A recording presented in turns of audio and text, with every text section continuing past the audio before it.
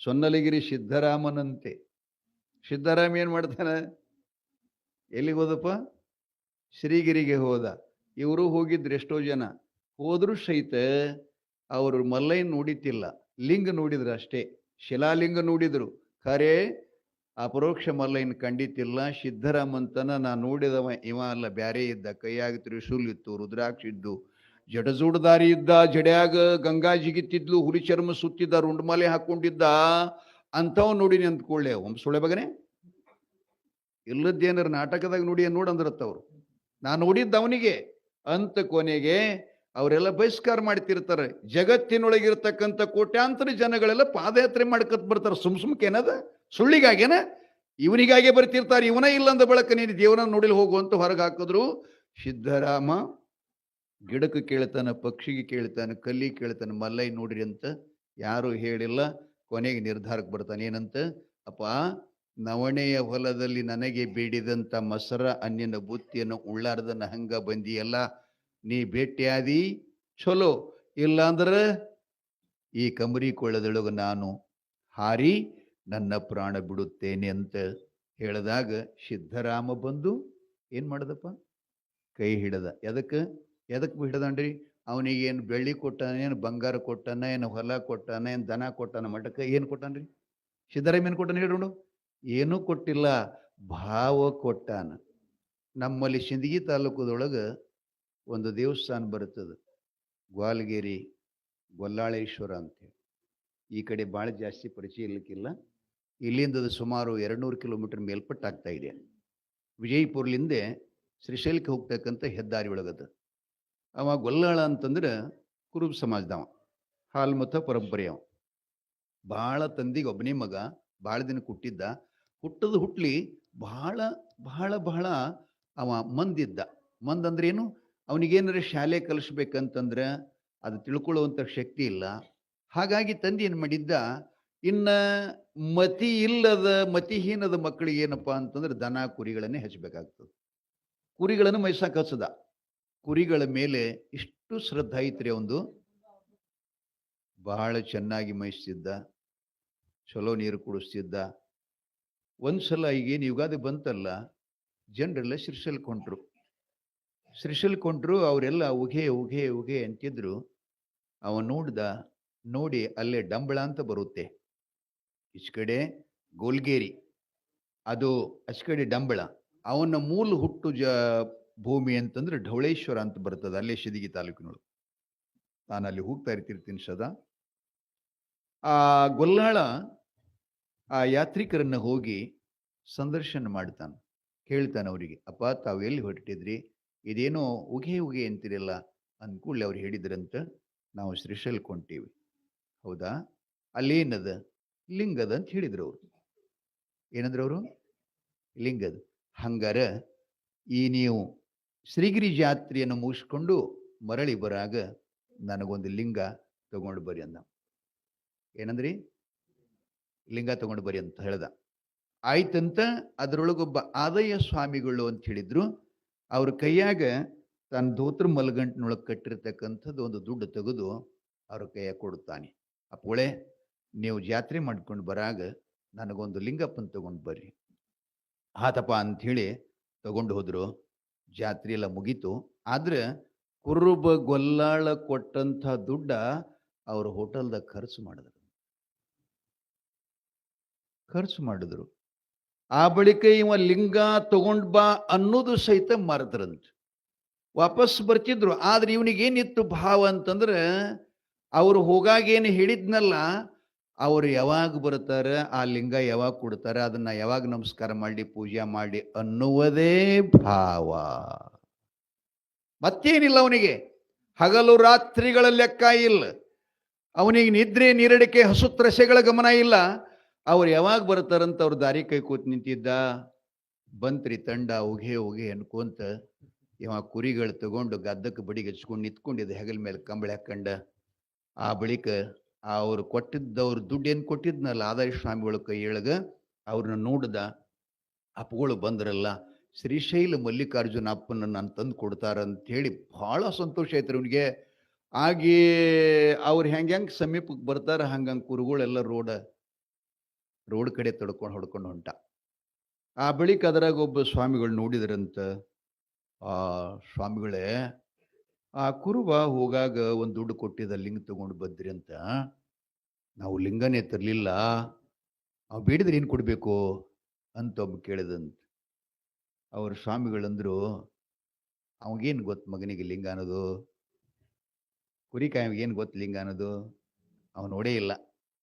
ಅದಕ್ಕೆ ನಾ ಕೊಡ್ತೀನಿ ಹೇಳೋದನ್ನ, ಹಂಗಾರ ಮಾಡಿಕೊಂಡು ಆ ದುಡ್ಡು ಕೊಟ್ಟಿದ್ದಕ್ಕೆ ನಾವು ಪಾರಾಗಿ ಹೋಗ್ತೀನಿ ಅಂತಂದು ಹೇಳ್ದ. ಪರವಾಗಿಲ್ಲ ಅಂತ ಹೇಳಿ ಅವೇನು ಮಾಡ್ದ, ಅವ ಹಂಗ ಸಮೀಪ ಬರಾಕತ್ತ. ಆ ರೋಡ್ ದಂಡಿಗನ ಕುರಿಗಳ ಹಿಕ್ಕಿ ಕಾಳ ಬಿದ್ದಿದ್ದು. ಆ ಹಿಕ್ಕಿ ಕಾಳ ಈ ಎರಡೂ ಬೆಳ್ಳಾಗ, ದೊಡ್ಡ ಬೆಳ್ಳ ಮತ್ತು ಅದ್ರ ಮಗಲನ್ನ ಬಳ್ಳಿ ಹಿಡ್ಕೊಂಡು ಹಿಂಗೆ ಮಾಡಿ ಹಾರಿಸಿ ಕೈಯಾಗ ತಗೊಂಡ ಸ್ವಾಮಿಗಳು.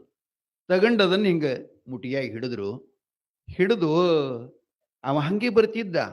ಅವ ಸಮೀಪ ಬಂದ ಕೂಡಲೇ ಕೈಯಾಗಿನ ಬಡಿಗಿ ಕಂಬಳಿ ಬಿಸಾಕಿ ಒಗದ ಸ್ವಾಮಿಗಳ ಪಾದ ಮೇಲೆ ದಂಡವತ್ ನಮಸ್ಕಾರ ಮಾಡ್ತಾನೆ. ಯಪ್ಪ, ಜಾತ್ರೆ ಚೆನ್ನಾಗಾತ, ನಿಮ್ಗೆಲ್ಲಿ ತೊಂದರೆ ಆಗ್ಲಿಲ್ವಾ? ಸಂತೋಷ ಸುಗಮವಾಗಿ ನಿಮ್ಮ ಜಾತ್ರೆ ತೀರಿತಲ್ಲ ಅಂತ ಕೇಳ್ತಾನೆ. ಎಲ್ಲ ಚೆನ್ನಾಗಿ ಆತಪ್ಪ ಅಂತ ಹೇಳಿದ್ರು. ಹಂಗಾರ ನಾ ನಿಮ್ಗೆ ಹೋಗಾಗಿ ಹಿಡಿದ್ನೆಲ್ಲ ಅಪ್ಪನ ತಗೊಂಡು ಬಂದಿರಿ ಅಂತ ಕೇಳ್ತಾನೆ. ಹಾ ತಂದಿವೆಲ್ಲ, ಎಲ್ಲಿ ಅದಕ್ಕೆ ಕೊಡ್ರಿ ಅಂತ ಕೈ ಚಾಚಿದ. ಆವಾಗ ಸ್ವಾಮಿಗಳಂದ್ರು, ಇದನ್ನು ಕೈ ಬಿಚ್ಚಿ ಕೊಟ್ಟ ಅಂದ್ರೆ ಈ ಮಗ ಕುರಿ ಹಿಕ್ಕಿಕಾಳಂತಾನ.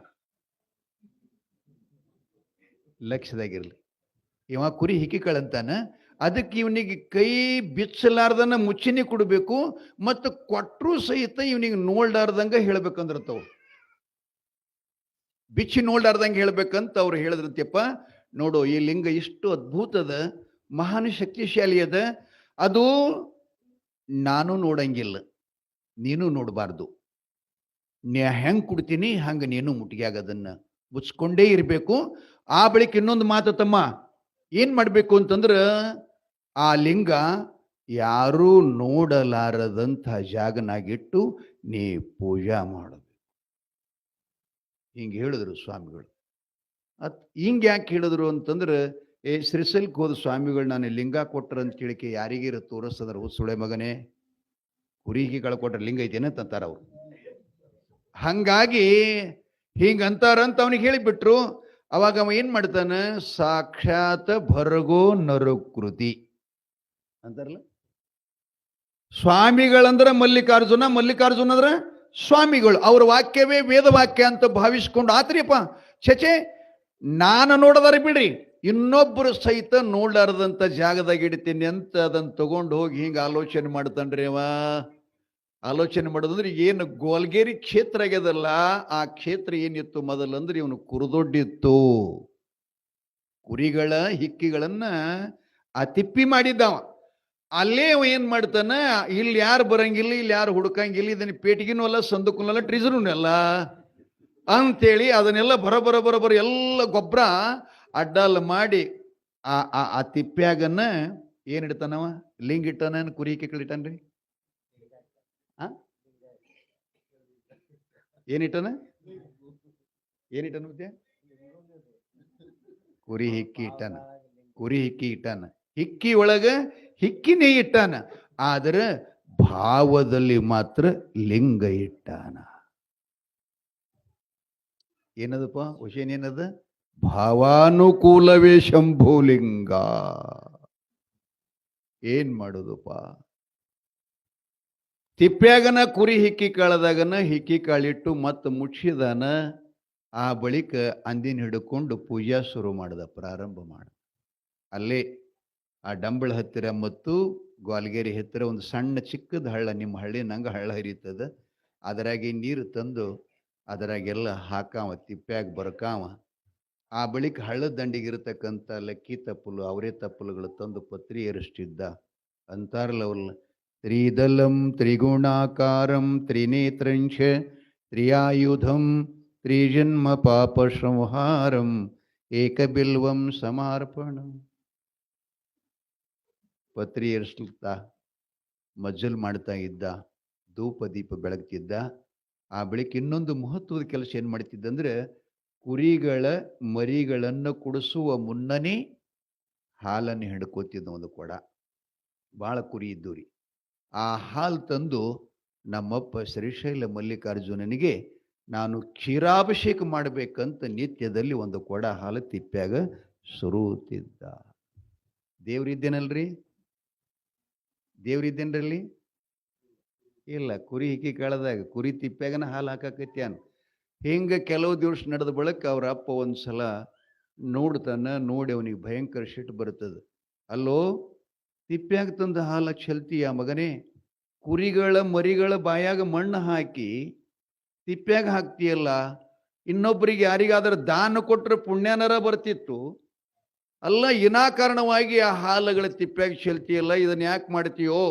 ಮಾಡಬೇಡ ಅಂತಂದ ಕೂಡಲೇ ಅವ ಹೇಳದಂತ, ಇದರೊಳಗೆ ನಮ್ಮಪ್ಪ ಅದಾನ, ಅವನಿಗೆ ಕುಡಿಸಿನ ಅಂದತ್ತವ.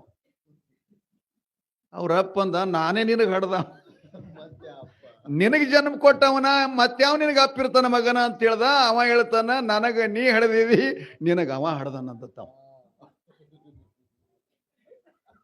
ಅವ ಅಪ್ಪ ಒಳಗದಾನಪ್ಪ ಅಂತಂದ ಕೂಡಲೇ 2 ದಿನ 3 ದಿನ ಹೇಳ್ದ. ಕೊನೆಗೆ ಅವ ಏನ್ ಮಾಡ್ತಾನ, ನಿಮ್ಮ ಅಪ್ಪಿಲ್ ಒಳಗದನ ಸುಳೆ ಮಗನ ಅಂತ ಹೇಳಿ ಇಷ್ಟು ಹೇಳಿದ್ರು ನನ್ನ ಮಾತು ಗಮನ ಮಾಡುವಲ್ಲಿ ತಿಪ್ಪ್ಯಾಗ ತಂದ ಹಾಲು ಚೆಲ್ತಿ ಅಂದ್ರೆ ಎಲ್ಲಿ ಅದ ನಿಮ್ಮಪ್ಪ ಅಂತ ತಿಪ್ಪಿಗ ಕಾಲಿಲೆ ಜಾಡಿಸಿ ಒದ್ದಂತ್ರಿ ಅವರಪ್ಪ.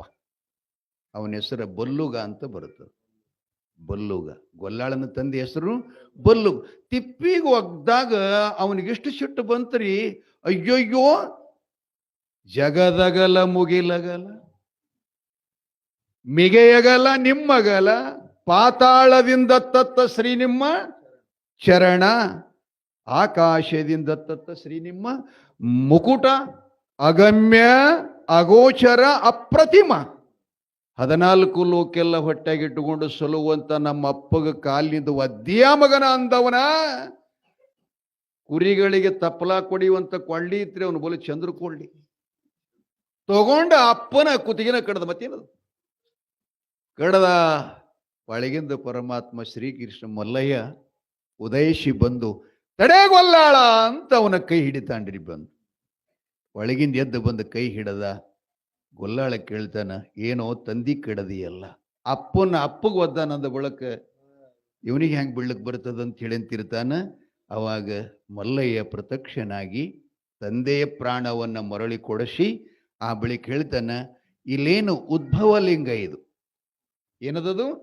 ಕುರಿ ಹಿಕ್ಕಿ ಕಾಳ ಲಿಂಗ ಮಾಡಿ ತೋರಿಸಿದವ ಜಗತ್ತಿನೊಳಗೆ ಯಾರಾದರೂ ಶರಣರಿದ್ರೆ ಅದು ಗೋಲ್ಗೇರಿ ಗೊಲ್ಲಾಳ ಅಂತೇಳಿ ತಿಳ್ಕೊಂಡು ಬಂಧುಗಳು.